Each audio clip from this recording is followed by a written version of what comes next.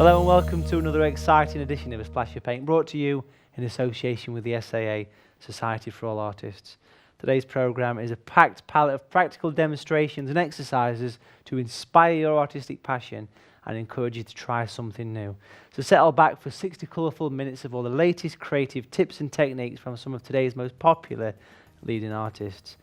Let's get started and take a close-up look at what's coming up on today's programme. Popular artist Peter Woolley works his wonders with watercolours to paint using negative space. I'll be demonstrating some more of my simple tips and tricks to help you develop your watercolour techniques. Versatile artist David Hyde shares his top tips for painting a winter wonderland in today's Try Your Hand At project. And mixed media artist Jan Gardner reveals one of her favourite art box essentials.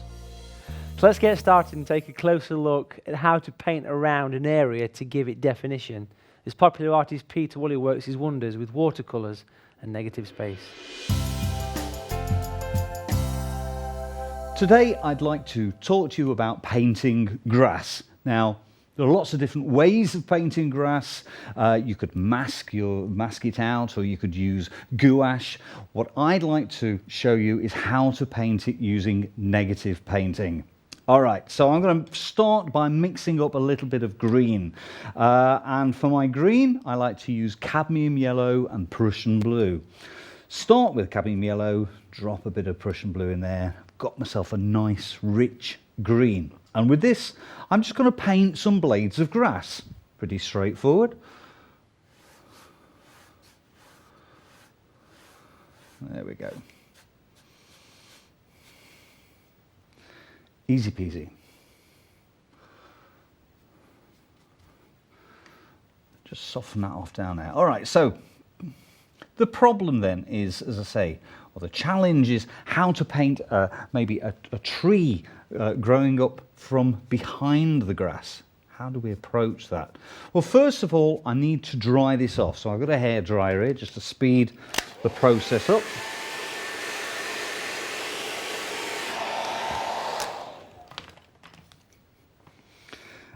And now I'm going to mix up a nice dark, rich tone from Burnt Umber and French Ultramarine.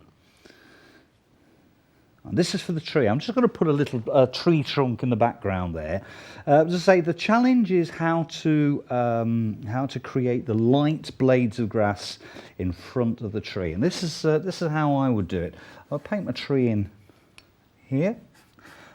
And when we get down to the blades of grass, literally paint around those blades like so, creating them negatively. Now, you could do this just painting the tree trunk and leaving the blades of grass as highlights. I painted the grass first to give me a guide. Now, it isn't a party trick. A lot of people get worried about painting negatively. If you paint your positive shape first in a light tone and then paint your dark tone around it, that's perfectly fine. Just need lots of the dark tone, so just mixing a little bit more Burnt Umber, French Ultramarine, and I can paint my, there will be the inevitable odd blade of grass that I lose through carelessness, if I'm honest. There we go. There we go. Oh, we've got one in there.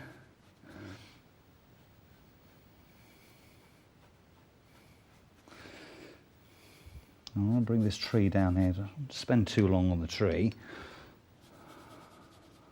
This is just to illustrate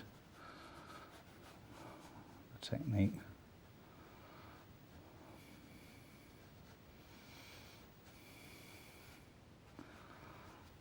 So at this point, I can start sort of improvising a little bit and create a few dark tones in there. I'll just create the space there.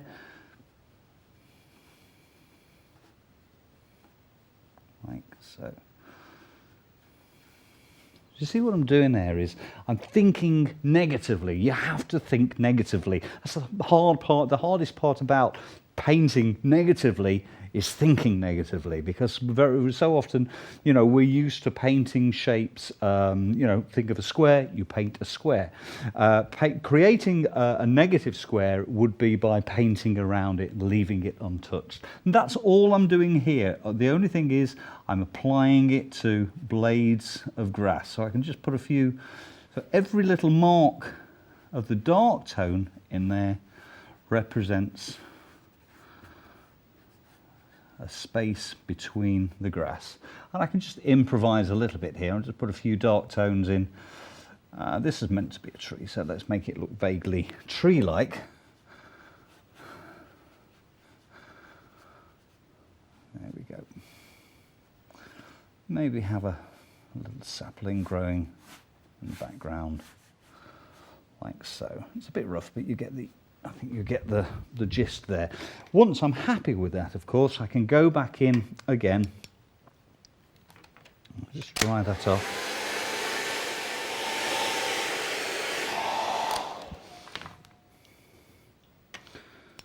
I can go back in again with the green. Just finish off. So any gaps in there, I could repaint the green if I wanted to. That one there, that blade of grass.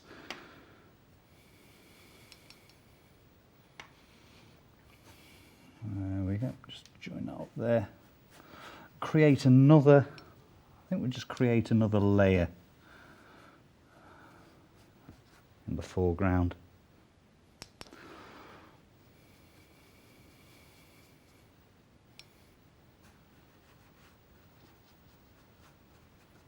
Like so. Any spaces here, turn them into grass. That blade of grass there, just run a darker tone just along its bottom edge, just to give it some shape. There we go.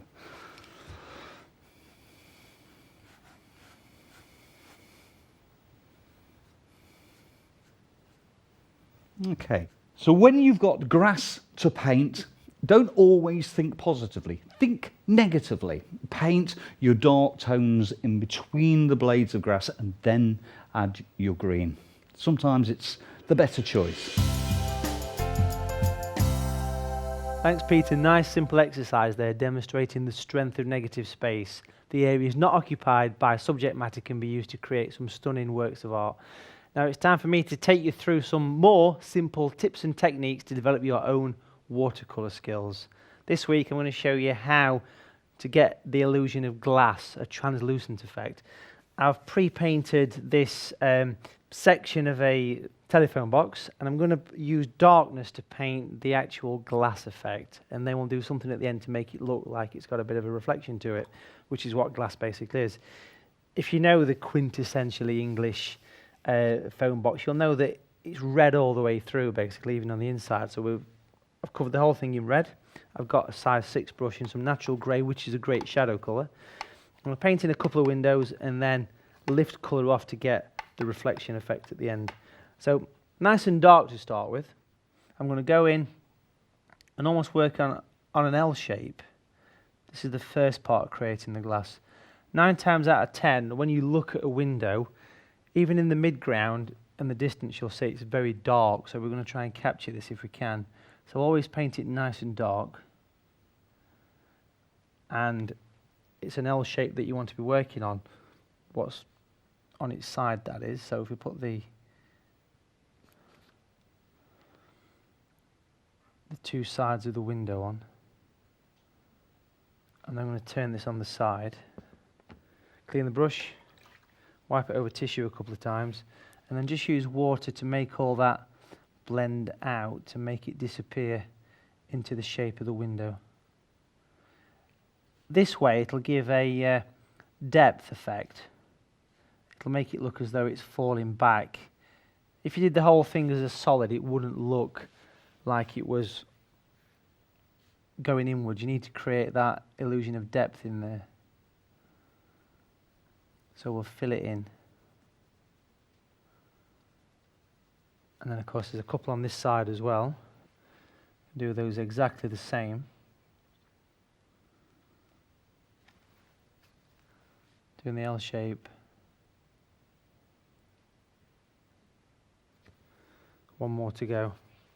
Natural grey is pre-mixed shadow colour, really. It's made from blue, red and yellow paint, which means it's a primary colour mix, which is another reason why it falls back into the distance. Payne's grey would have the opposite effect. That would actually stand forward. So try and mix primary colours together or use a natural grey for this, because it will help things massively to cause distance. So we'll make all that just blend in.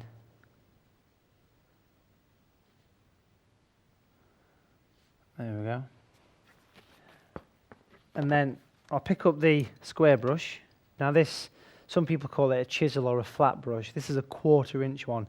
It's one of my favourite brushes. I use this all the time. It's really good at giving that nice effect of lifting paint off.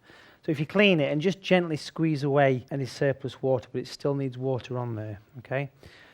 And then very simply, all you do is you add a direction to give reflection, and it always wants to be in the same direction. So if we come down on a diagonal and make them different lengths, don't do them all the same, give it a dab with tissue, you can see it takes the paint off and it causes a bit of a glass shimmer effect. If you do a quick comparison to the two sides, you can see the difference. This side looks as though it's just an opening in a doorway, where this side's got a surface, and that is the secret. It's the light against the dark that makes it work. You can put as many of these as you see fit. The nice thing about lifting off is it's quite easy to put it back on again if you make a mistake. But a good tip is to do them on both sides in the same direction. Maintain the direction on both areas and it should work perfectly well. Give it a bit of a dab and you can see it's giving that nice effect. Sometimes you can always use a little bit of white paint, a bit of gouache or a bit of opaque white is quite nice. Just a tiny bit, not too much. And I would use a normal size 6 brush for this. A little bit of water. And almost a dry brush is nice, just to give that little bit extra effect of light shining, especially on some of the corners of the window. Just a few streaks coming down. It all adds to the effect of reflection, because basically glass is clear. What makes it look clear is the reflections that sit over the top of it.